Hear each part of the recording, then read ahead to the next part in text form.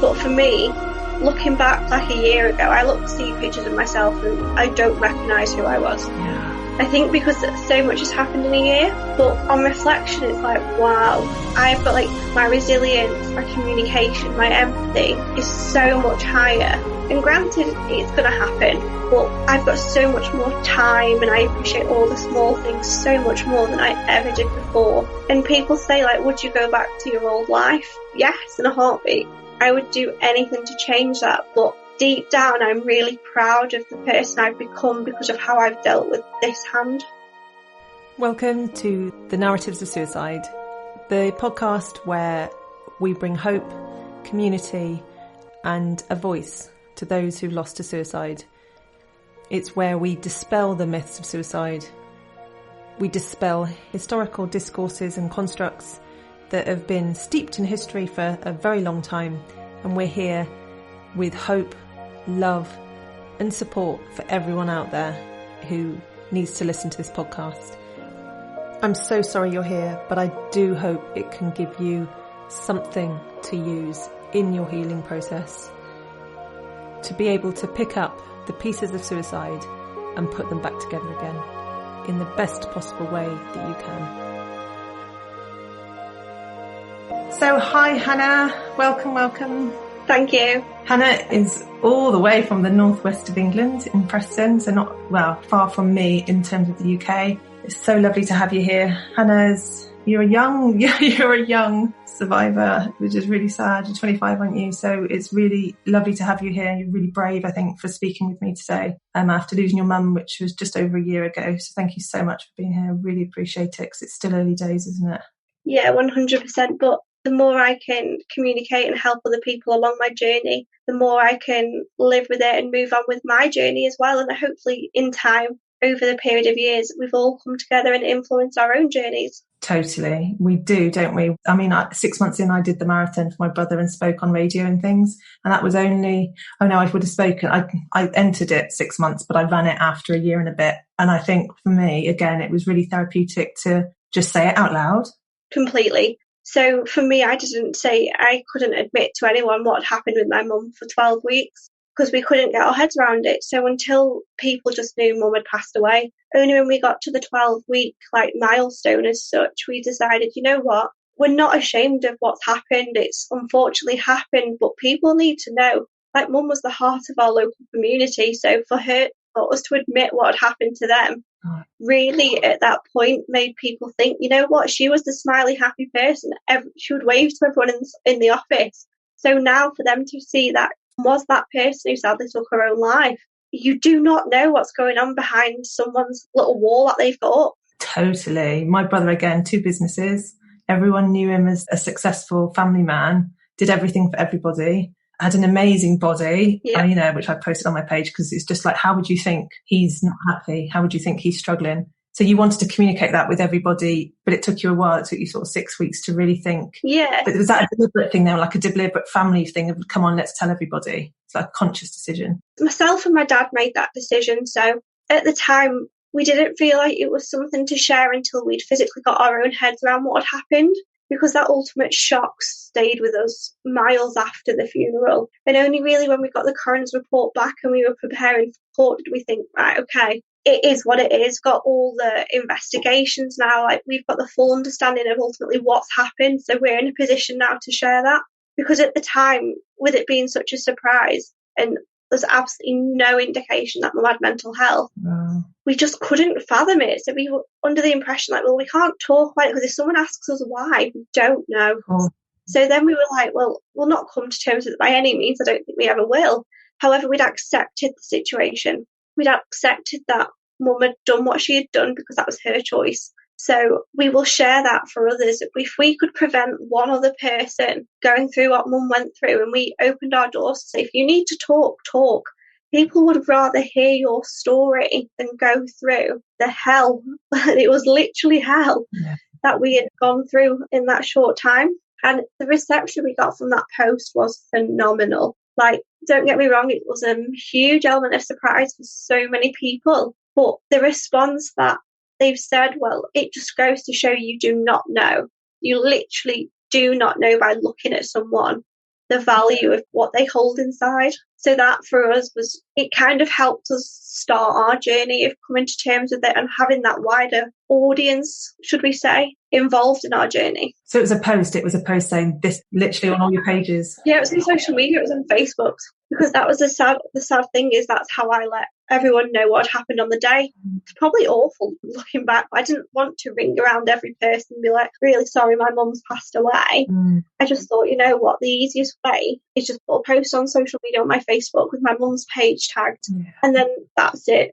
Facebook, social media came off for a few days and they were just left with, mum's passed away, we need our space. Wow. God, and then you just take a deep breath, don't you? Press go, and then literally disable, turn off everything, all notifications off. Oh gosh, yeah. That was our strategy. And then it came out later. Then you did another announcement if it was suicide, and then the story. But you're right. I think when you say my brother died to suicide, you then get the questions, oh, but why? And you're like, if you don't know, you're left going, well, I don't know, and that no idea.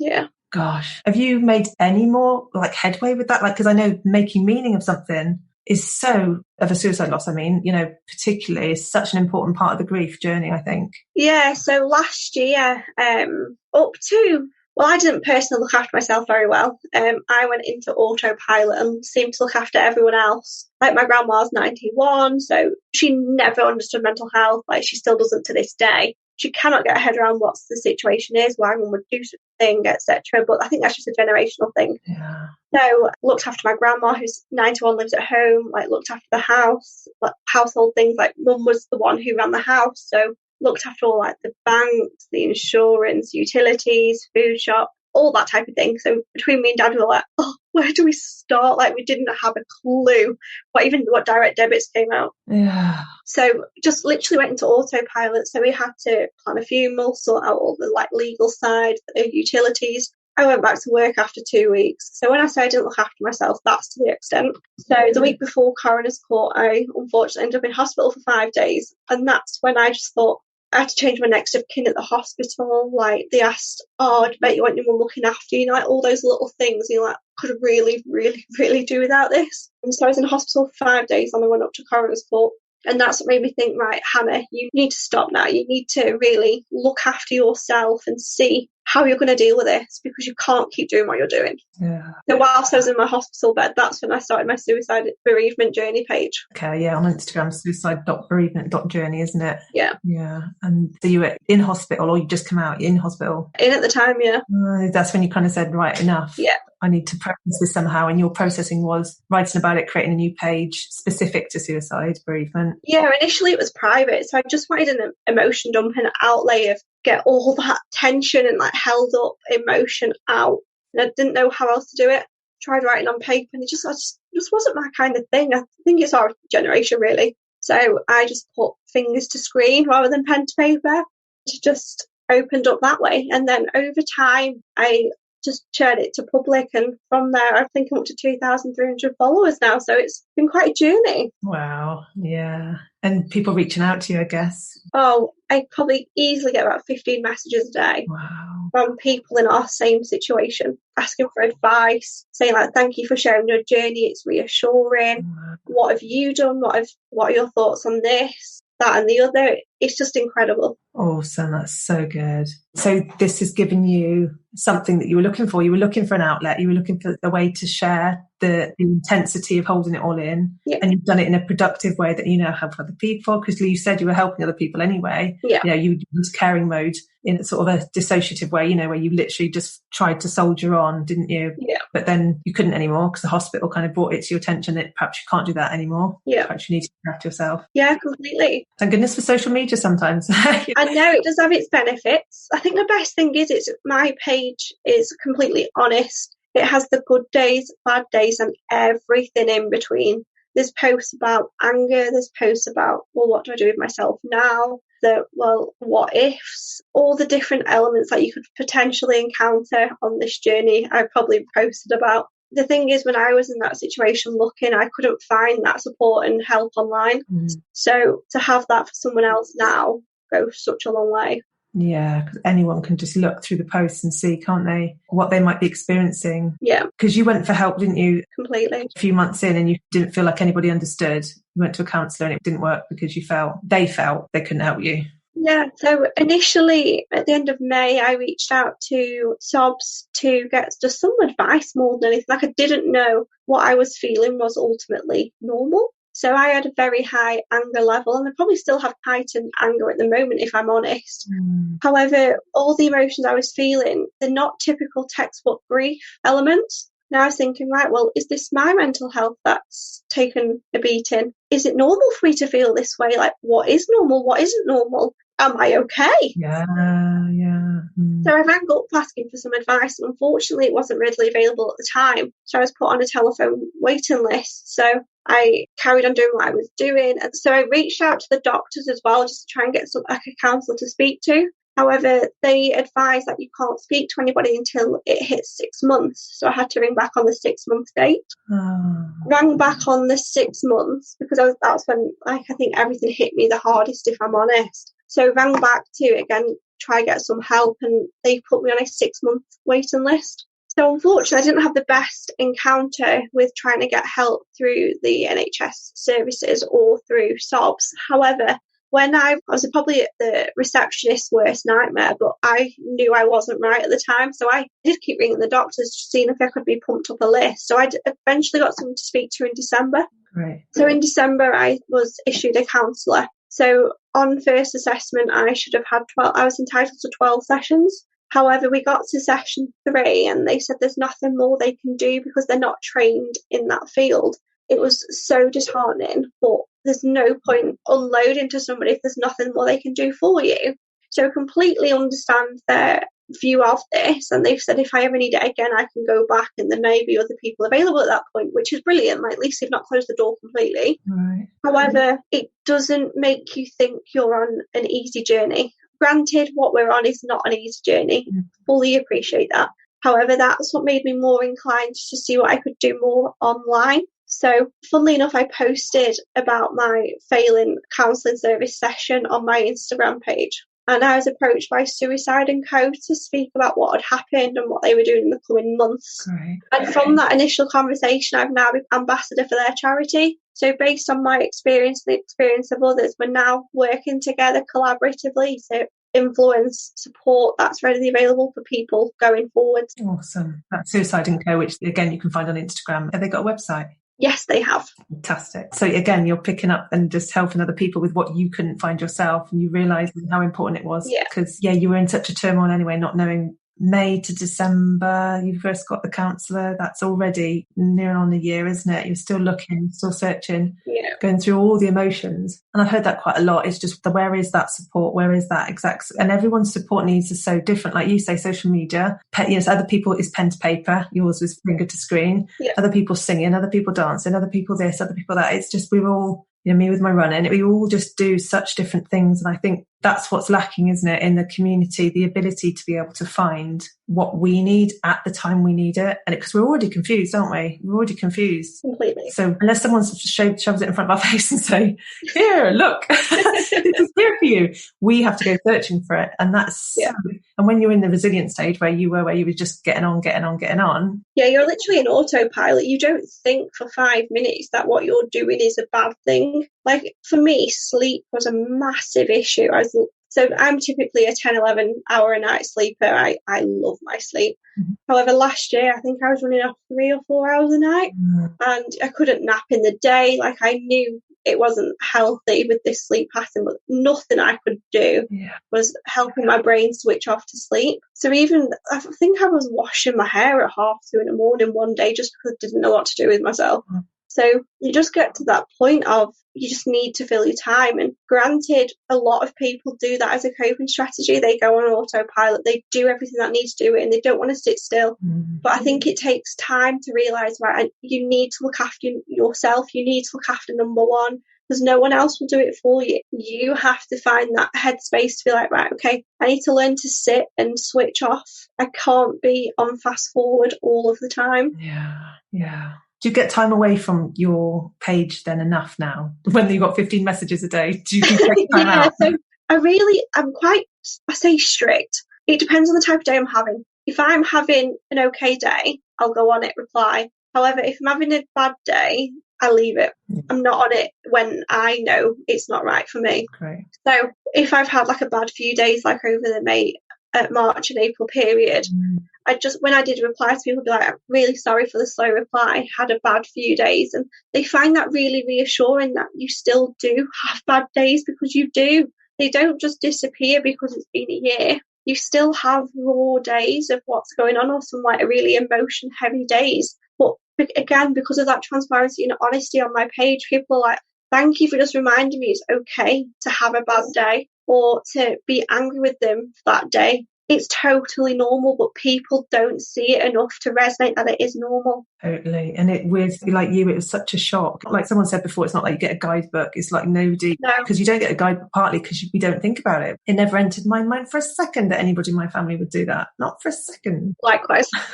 So then you're suddenly thrown into it just like that, and then you have to deconstruct. I think I certainly deconstructed everything I knew about life, and then I've had to reconstruct it again. Completely. Little things in life now are 10 times more important than it ever was before. Yeah. Like I just see such a lot of gratitude in the smallest of things. It's as if I love my chickens. Do you know what I mean? They've just had chicks, and it's just the most beautiful thing.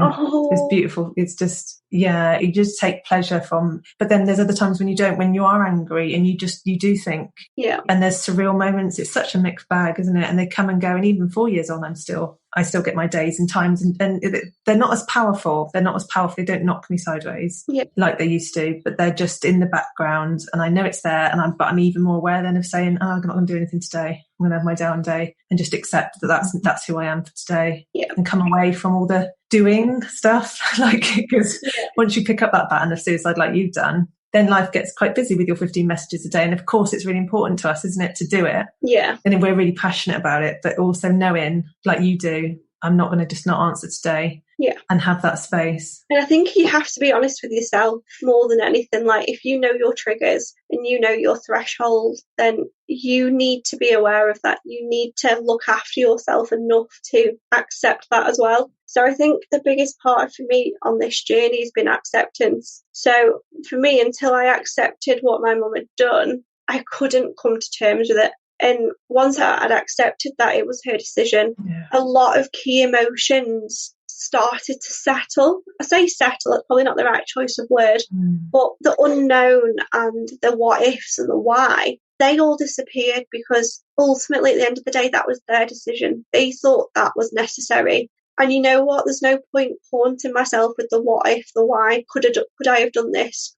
This would have helped. At the end of the day, that element isn't key in this whole situation. At the end of the day, it was their decision, and that is the final straw of it all. So for me, don't get me wrong, it took me months to do, probably took me till about August, September, but as soon as that acceptance had come, I found the natural elements of grief, like the raw emotion, the what about this element of my life, what about these milestones that are to come. That's when that started to come in. So for me, initially for those first few months, I wasn't accepting of it. And I think that made me hurt myself more emotionally. I guess it brings up more anger, doesn't it, when you don't understand or accept. Yeah. And then like at Christmas, I accepted that it'd be different. And because we'd both accepted that it'd be a different time, yes, it was really emotionally hard. But what we weren't trying to compare to what we'd had previously. We accepted it'd be different. Right. So acceptance, not just about the decision Mum made, but also acceptance of this life will be different now. I will be different now. Yeah, completely. Yeah. Like, I think that was the biggest thing for me that it's taken to move forward and ultimately help others, because when I was so caught up in my own what ifs, why, it wasn't helping me, wasn't helping my dad, and we just couldn't see past that hurdle. Yeah, it's amazing you've done it. I know it's not done completely, but it's amazing that you came to that realization, within a year, because I think so many people are still carrying that years later. Yeah. And I remember thinking it the day I got home from telling all my family about my brother. I got home and I literally walked in the front door and went, it was his choice. And that choice isn't a right word I want to use anymore. But at that time, that's the word I used to myself. Yeah. It just made me all of a sudden feel peace after such an exhausting, traumatic day, to just have the realization. Yeah. And different to acceptance. And now I wouldn't use the word choice. I'd say they had to do it. He had to do it. Yeah. Because I think choice. There was no other way. Yeah. Completely agree with that one. Yeah. I think choice is like, do you want a cup of tea or a cup of coffee? That's a choice. Yeah. That's too simplistic a word for what they had to do, for whatever reason they had to do it. And what they went through. Yeah. So you had a bit of that sort of, what did I do? What should I have done? I was trying to make meaning of it. And that was there present until you kind of got to that stage of accepting it. Is that gone now? Mostly then? Mostly the kind of... Yeah, mostly it's gone. However, it came back with a vengeance on, for me, Mother's Day and the day of our anniversary. So for us, it happened on Good Friday 2020, which was April the 10th. However, this year in 2021, it was the 2nd of April, Good Friday. So we feel like we've got 2 anniversaries because of how it lands. Yeah. So for us, the trauma is associated with the Good Friday. However, the legal date, which is all our legal paperwork we had to do, was the 10th of April. Oh, gosh. A bit of a double whammy. So I feel like we've had like 3 key dates that were, they're the dates that I did the what ifs, why didn't I see, etc. But other than that, no, I don't hold that every day. And I think it's when you know those days, your triggers for next year, that's when on year you learn to put things in place, don't you? Yeah. Like doing something special, to hear a lot of people going to the beach or doing something special for mum that she would have liked maybe to reconnect with her during those times. Yeah. So what I did this year, which was a massive help for me, so I currently live with my dad and he's on a very different grief path journey to what I am. Yeah. So I'm a talker. My dad, he is a closed book.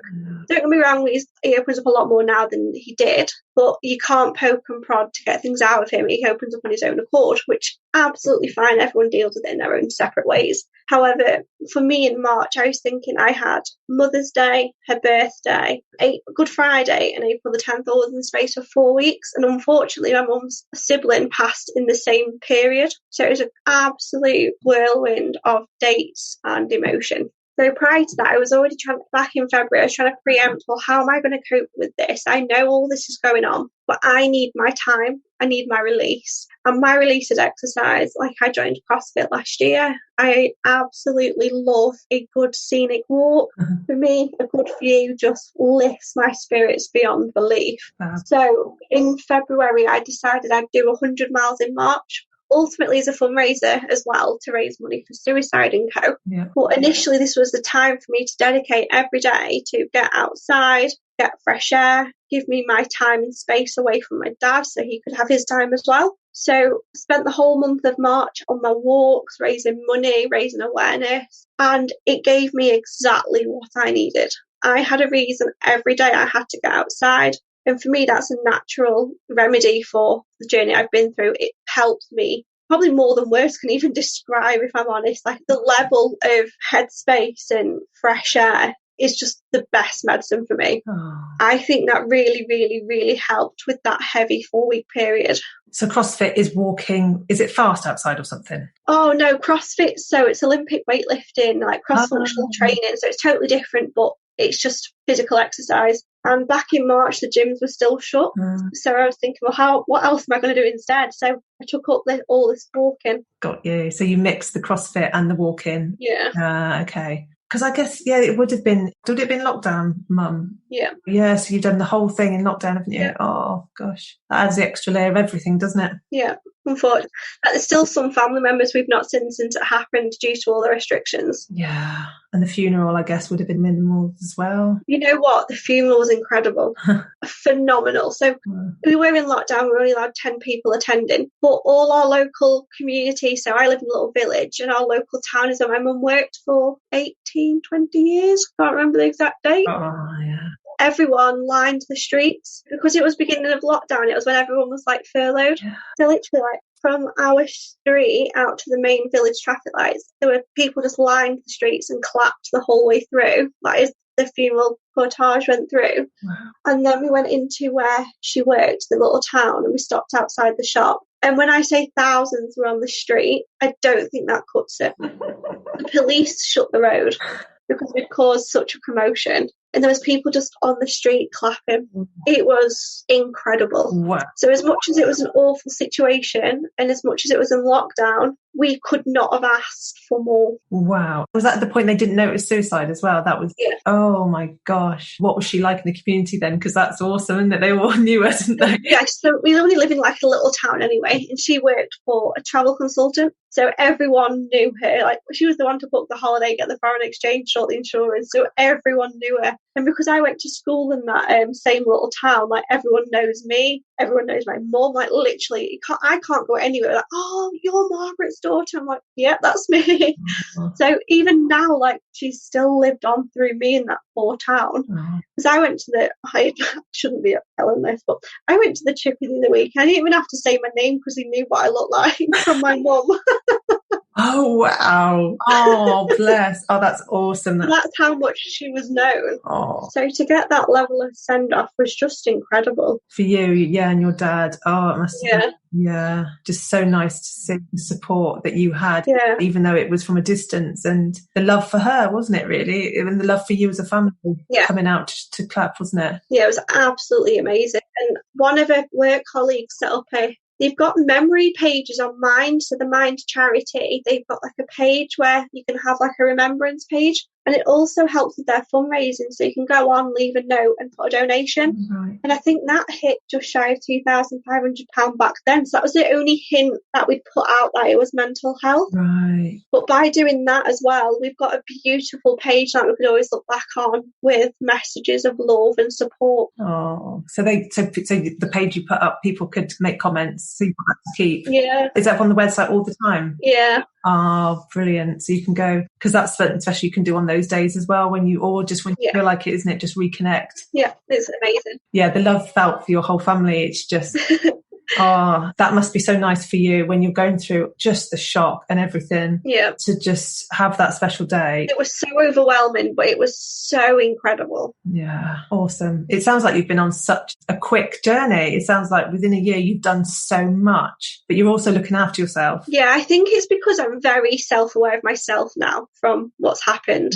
I'm one of these will ultimately do what I can to help other people, but I've also learned firsthand I have to look after me first. And my mum was one of these that would do everything and anything for everybody. Didn't matter who you were, what was up, she would be there. And that's one thing I've taken on reflection of like mum's life, is she did it without looking after herself. Yeah. And I don't want to ever end up in mum's situation of feeling that that was my only way. So from both hands now, I'm in a situation where I know I have to look after me, but also I will do what I can to help other people, because the journey I've been on was very lonely, and I would hate for anyone to go through this journey and feel alone. I'm fortunate I've met an incredible community on social media of people going through the same thing.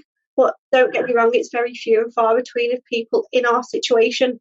But lockdown, the sad thing is my volume of messages have increased dramatically over the past few months, and ultimately it's heartbreaking. But they have realised they're not on their own, and there's been other people that have decided to share their journey. So this stigma, slowly but surely, is shrinking. Let's just hope one day that's diminished completely. Yeah, it's like Mental Health Awareness Week this week, isn't it? And I think it was probably a day a long time ago, and 10 years ago we didn't even know what that word meant, as a society. And in the Western world, I mean, it's a whole month of May in the USA. We're all kind of realising, aren't we? But it's taken a long time to get here, and I'm hoping the same will happen with suicide loss, that we'll get there as well. We'll get there as well, where we can, if anyone loses, they don't feel that they have to do it alone, really. Completely. You're out there who understands, and you're not told by a counsellor that they can't help you. That's my mission with my research, to educate all professionals on what we need. And it is complicated and it's not easy. It doesn't mean we can't do it as professionals. It's not a linear path, is it, by any means? So, and again, I think the more people that are open and share their journey and open up, ultimately, we can start to see in time what else is needed and what suits different people. Because I've definitely noticed that my way of dealing with this is sometimes the polar opposite to somebody else. Yep. So there's definitely not a one jumper fits all. Yeah, we just need it all shoved in our face, really obviously. This is here for you. along those stages.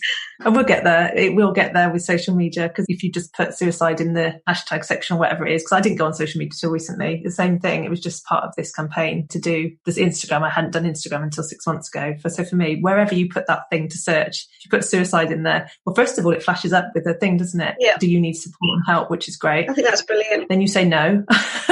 And then it brings up everybody like us, which is linked with the word. So if anybody's out there, you can find, and just keep looking until you find that one person that you resonate with. Because again, we all resonate with different people, depending on so many different things. There is somebody out there. Part of us has got to be right in the right place to look for it as well, I guess, ready to look for it. Yeah, typically on my page, I seem to attract individuals' attention who've lost parents. Yeah. There's not many people I've spoken to who've lost siblings, which it'll be down to it being a different journey completely. However, I think people are more aligned to what they're looking for, if that makes sense, because it is such a varying type of journey that you're on. I don't think, I personally don't think I'd have the knowledge to say about for yourself, like you've lost a sibling. I don't think I'd know that approach. Yeah. And that's from someone who's on the same journey, by no means the same journey, but on a similar journey path of suicide loss. But even then, I think it's such a different pathway from a sibling to a parent to a friend to a colleague. Yeah, and how deep your relationship was,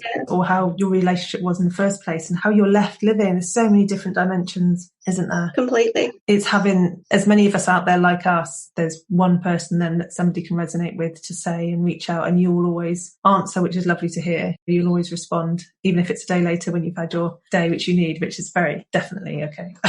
Yeah, and that for me is why I've always tried to keep my page of a reasonable size. And what I mean by that is I've had a lot of pages say, can I share stuff? And for me, that's brilliant. However, I don't want to get to a position where my page is too big and I can't be that one-to-one direct support every day. Yeah. I don't want to be in a situation where I've got hundreds of messages that I've not replied to and not be a resource for somebody. So I've personally held back on quite a lot of expansion opportunities because I'd rather keep the page real, honest, and be a resource to someone who just needs someone to talk to. Wow. Based on me not getting that help and support last year. Awesome. That's brilliant. And I'm sure it's healing you too. Oh, being able to relate to someone for me is huge. So last year when I ended up in this situation, I did not know anybody who had lost someone to suicide. We'd heard about it, don't get me wrong, but I couldn't tell you a single name of someone I knew who'd been in that situation. So the isolation felt incredible. I didn't want to offlay to friends because they knew my mum. I wouldn't offlay to family because they knew my mum. I personally have found it so much easier speaking to the community which we've got established on social media because they understand your situation, but they don't know the person. Yes. For me, that's so much easier because, don't get me wrong, I love my mum to bits and I would do absolutely anything in the world to not be in this situation. But not everything I have said along my journey has been positive. So on those days where you're hurting, it sounds awful, but I'd put the blame on my mum. Yeah. So for me, I didn't think my friends and family would want to hear that. However, when I told certain accounts on my page, it completely resonated with how I was feeling. Yeah. So it was reassuring that it's okay to feel this way. Yeah. I think that's the confusing aspect of suicide grief. One of them, we've got nobody else to blame. And who can we blame? Ourselves. Yeah. The one that was passed away, but we don't want to blame them. No. But somehow we end up blaming them because who else can we blame? And then we'd start looking for the reason. Yeah. What was it I did? What was it somebody else did? Or we blame somebody else in the family. There's just, because we're so hurting, we're hurting and we want to look for somewhere to put that anger, that angst, that pain, that's extreme pain. And so it's inevitable that at some point we're going to question them, the mum, my brother. Yeah. Because why else would we be where we are right now? And I've said this before, it feels like I wasn't the one who suicided. I'm not the one who took my own life, but sometimes it feels like it because I'm the one with the life sentence associated with it. Gosh. Which sounds a bit, nobody who hasn't experienced suicide would understand that. Why is it life sentence to you? It's fine, get on with it. They don't understand the complexity that it leaves us with in trying to piece our life back together again. And how much it changes you as a person. Huge, massive. You don't realise it changes to that extent. But for me, looking back a year ago, I see pictures of myself and I don't recognise who I was. Yeah. I think because so much has happened in a year. But on reflection, it's wow, I've got like my resilience, my communication, my empathy is so much higher. And granted, it's going to happen, but I've got so much more time and I appreciate all the small things so much more than I ever did before. And people say, like, would you go back to your old life? Yes, in a heartbeat. I would do anything to change that. But deep down, I'm really proud of the person I've become because of how I've dealt with this hand. That's lovely. It's really lovely to hear you say you feel proud of how you've handled this, because you can't do anything about it. It's happened. And now you're doing what you can with what you have. And it's part of this transformative aspect we see a lot is this, you're left with it. And then sometimes 20 years down the line, you hear people kind of saying, I'm a better person because of it. Of course, I wouldn't wish for a second it hadn't happened, but still the effects on me have been huge that I am a better person for it. It teaches us so much about life, doesn't it? And how valuable it is and it changes what you are as a person to now you're doing this page and now you're doing these things to help people, which ultimately will make you a different person than if you hadn't done it. Yeah. So like I've changed jobs on this journey as well. My current employer are so supportive in what I've been through. And it just goes to show that, yes, we've been through a storm, but people and businesses value what you've been through. For them, like in my journey, that's opened their eyes to what I've been through, what I'm going through. And even just on this Mental Health Awareness Week, in my opinion, it should be what America are doing, it should be a month. But it just goes to show how, all these years and all people's different journeys that they've been on, it is finally becoming something you can openly talk about. So for me, on my day one of my new employer, I sat down with my boss and explained what I'd been through in the past year and said I may have days where I don't know where my head is. I don't know if I'm having a wobble, but I'd even said on my first day of my new employment, I want to take these dates off because I don't know how to be on those days. Wow. Just to make sure that what I was dealing with didn't come into work, but also that work were aware of what I was going through at the same time. Yeah. So you've learned, like you said, about your mum not sharing how she maybe felt. You're really saying how you feel and safeguarding yourself, boundarying yourself, really aware. Yeah, because I didn't want it to be one of these things that I was going along all fine and dandy and then one day had a big trip up and then I'd have to then explain why I've had a trip up and the background. I just thought, no, I'm going to open myself up so they know the situation. And then if I do drop off a call because someone said like an inappropriate phrase or if I've had like a triggering morning, like for example, I get a letter through the post that is addressed to her name, for example, that can really send me off on a tangent. But just knowing that they're aware of what I'm going through and what I've been through has massively helped our management relationship. Gosh, so how different are they then, do you think? Because you've been honest and open. You think how different are they? To be honest, I wouldn't know any different with them. However, for me, it's made my induction to a new company a lot more wholehearted. I feel like I'm not hiding a certain part of my life or myself. I feel like they know me. So you're just naturally more embedded with your manager. I don't think it's something people should hold back because, like I say, if you've got a trigger or something's happened on your day and it influences your work, they'd be much more understanding knowing your background than it just being a crikey, what's just come over Hannah all of a sudden. Yeah, and it actually is making me think that once you realised you need to look after yourself, there's something about you now respecting yourself and looking after yourself, but also going into the new company, being yourself almost, because you can accept, respect and be honest about yourself. It enables you to be your true self then, doesn't it? But they're all laying the ground for people to say, this is me, here I am in all my glory. Yeah, 100%. And they're saying, come on in then. And then when they say, come on in when you are your true self, there's nothing to hide or pretend then, is there? No. Because we're all going to pretend a little bit in society. We're always going to go out and put our mask on and pretend, everything's okay. To sometimes when we don't feel safe enough to, wouldn't suggest for a second you go sharing everything with just a random person down the road. You've got to make sure you're safe, haven't you? And you're kind of creating that safety, aren't you? By being open and honest. Completely. Wow. Like before I started, I was like, well, what do I do? Is it something I share with a future employer? Will it hinder me in getting a new role? Yeah. Because at the end of the day, does that show I'm not fully equipped to do the job? Is there any of those factors that they might think, oh, I personally don't want to work with that type of person? But again, that's just breaking the stigma. By me sharing that I've been through this, opens opportunity for conversation. it is awareness of crikey, just by looking at myself in a mirror or looking at somebody as you walk down the beach. You do not know what that person is going through. You do not have a clue unless they share something with you. So for me now, I have the courage to share what I've been through. I think that just massively, massively helps me on my journey. Awesome. We stop judging other people as well, don't we? We stop judging, Yeah. you know, like the kids come home and say, so-and-so was horrible to me. It's like, well, you don't know what kind of day they've had. They've probably been horrible because they've had a bad day.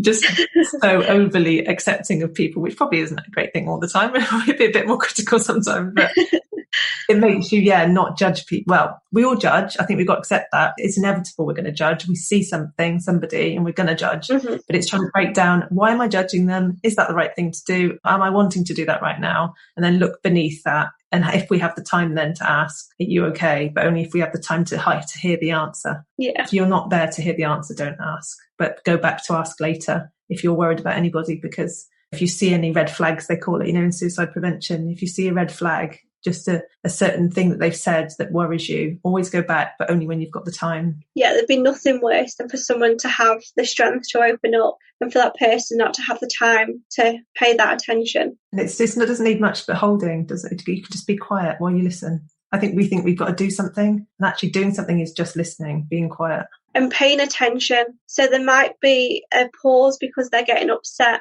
Even just recognising that, take a breather, I'm here for you, goes such a long way. Like last year, once Mum had passed, I think I did it in the main, if I'm honest.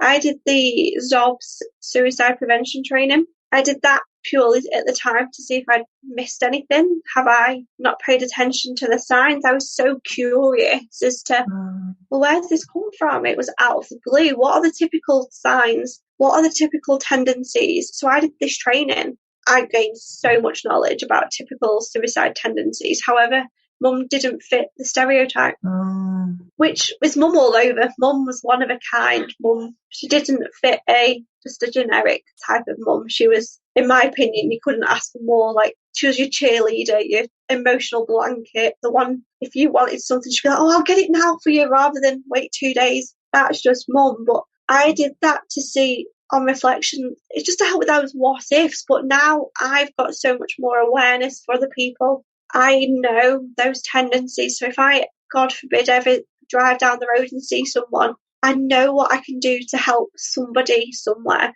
And that listening just goes so far. Yeah, we're such social creatures. Just to know somebody else is there for us. We're such social creatures, and the community isn't there like it used to be in the very, very, very olden days when we could nip down the road and there would be somebody there to do the talking. There was somebody the other side of the road to feed your chickens. There's somebody the other side of the road to do your butchering or whatever. We don't have that. So we've got to try and recreate that, haven't I? So you did a training. So SOBS is Survivors of Bereavement Through Suicide. Just so anybody doesn't know, it's in the UK. They do support groups in the UK and retreats and things. And they're a UK-based charity. So you did a training day on suicide. I think it was Zero Alliance. That was the name of it. Ah, okay. I got a certificate, but I can't remember for the life of me what it's called. So it's something for you searching. So you looked for the counsel, you looked for other things, you looked for help, and that was one other way of you looking for help. I just wanted to reassure. I think I was more for reassurance of, did I miss anything? Like, is it my fault? Did I not do this? Did I not do that? Yeah. So for me, it was just a way of validating, because that sounds horrendous, just to look a bit further into it. Yeah, I think we do need that. It's just like reassurance, isn't it? Validation, reassurance, something that is so hard to find the right words as well for our grief and the complicated emotions. And I always find myself tiptoeing around words. And I'm trying to say, okay, words are important, but they also create us as well to stop speaking about our difficult emotions. And we have to sometimes say things. Even though, and we can apologise afterwards if necessary. But yeah, it's that reassurance. If we can get that anyway, it doesn't matter how we do it. If somehow we can find a way of somebody saying it wasn't your fault, or you come into that yourself, what a relief for you to have that burden come off you, because that's just a huge weight for someone who's lost to suicide, feeling it's their fault. It's massive, massive, massive. Completely. So any way you can do that, if you did it through there, fantastic. Any way you can do it. That was my way. I don't think my dad quite understood why I was doing it that way, because that wasn't his way of dealing with that at that time. However, that's what worked for me. Yeah, that's it as well, isn't it? It sounds like you really just accept your dad for he's grieving his way, and that's okay. You're grieving your way, and that's okay. Yeah, my dad, bless his heart, typical late 50s, typical sports older man, doesn't open his book very often. The pages are very much tightly strung together. However, unfortunately, he got a PTSD diagnosis September last year. So he went through an EMDR therapy, and that was brilliant. Fantastic. Yeah, that's a fantastic, what do you call it? Therapy, yeah. Therapy. Yeah, I just think as somebody's a closed book as well, to have something that worked for him, Yeah, great, because then he's more likely to maybe say to the GP if he has troubles again, because if it worked the first time, you never know. Yeah. So for him, unfortunately, just due to the NHS last year being in lockdown, we couldn't have it face to face. So we ended up going private and doing it over Zoom. But again, he's still got brilliant results with that. Yeah, I'm training EMDR in September, and they're training me all online, because we see now it can really work online, and then it's more accessible to more people. Yeah. Brilliant. The more things we've got, the more tools we've got for every single person's different presentation. Yay. That's all I can say. Definitely. Oh, it's great speaking to you. Is there anything you want to say before we finish? Anything leave with anyone that's listening? I think it's just look after yourself. Learn this little acceptance will possibly help you along your journey. And please don't ever feel like you're on your own. The sad thing is you're not on your own. There are so many other people going through this who you will find along your way who will talk, support, and be there for each other. Don't get me wrong, it's a very rocky road to go down, but it's one that you can and will get through in time. There's no pressure with time. Some people can carry on quite steadily in life after a year. Some it takes 10. Some people will never get over the trauma, but there is a path and you will get through that path in time. Just please look after yourself along the way. Thank you so much. Very wise words for such a young lady in my eyes. You're a darling, sweetheart, diamond. Oh, bless you. Thank you. Thank you so much.